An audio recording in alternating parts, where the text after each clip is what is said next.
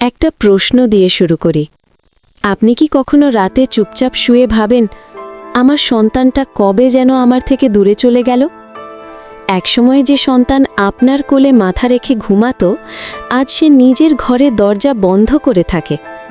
একসময় যে আপনার এক ডাকে দৌড়ে আসতো, আজ সে ফোন ধরেও ব্যস্ত থাকে। এই পরিবর্তনটা হঠাৎ করে আসে না, এটা আসে খুব ধীরে ধীরে। এত ধীরে যে অনেক সময় আমরা বুঝতেই পারি না আমাদের আর সন্তানের মাঝে একটা অদৃশ্য দেয়াল তৈরি হয়ে গেছে। মা বাবার সবচেয়ে বড় কষ্ট হলো এই দূরত্বের জন্য তারা কাউকে দোষ দিতে পারে না, না সন্তানকে না নিজেকে। কারণ তারা জানে সব কিছুই করেছে ভালোবাসা থেকে। একজন মা যখন বলে, আমি তো সব করেছি ওর জন্য, সে মিথ্যে বলে না।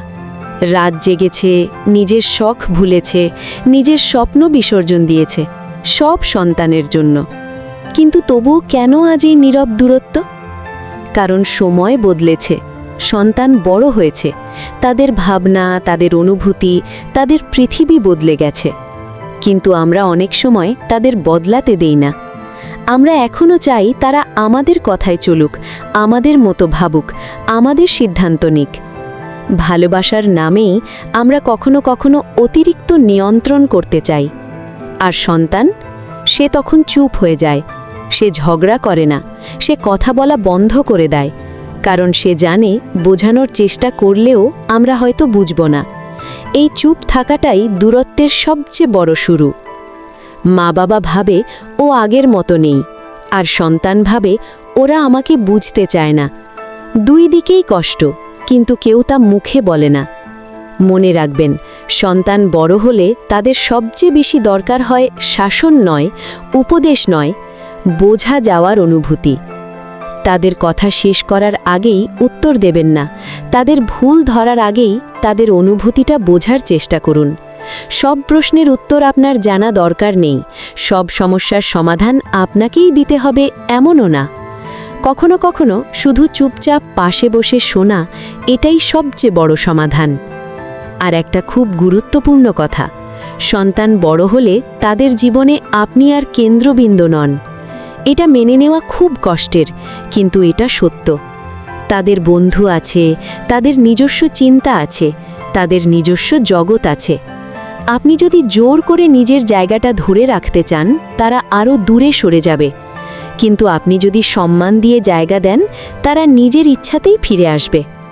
আর এখানে আসে আরেকটা সত্য কথা, মা বাবারা অনেক সময় নিজেদের জীবনটাই ভুলে যান। সন্তানই হয়ে ওঠে তাদের একমাত্র পরিচয়।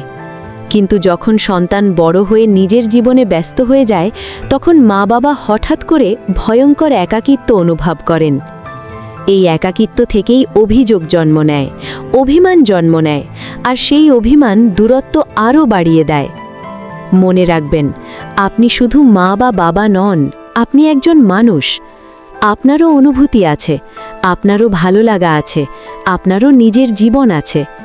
নিজের জীবনটা সুন্দর করুন, নিজের মন ভালো রাখুন, নিজের ছোট ছোট আনন্দগুলোকে আবার জায়গা দিন। কারণ সুখী মা বাবার কাছেই সন্তান বারবার ফিরে আসে। যে ঘরে শান্তি থাকে, যেখানে অভিযোগ কম, বোঝাপড়া বেশি, সেই ঘরেই সন্তান স্বস্তি খুঁজে পায়। দূরত্ব মানেই সম্পর্ক শেষ নয়, দূরত্ব মানে একটা নতুনভাবে সম্পর্ক গড়ার সুযোগ। আজ যদি আপনি একটু কম বিচার করেন, একটু বেশি শোনেন, একটু ধীরে কথা বলেন, দেখবেন সন্তান নিজে থেকেই আপনার দিকে এক পা বাড়াবে।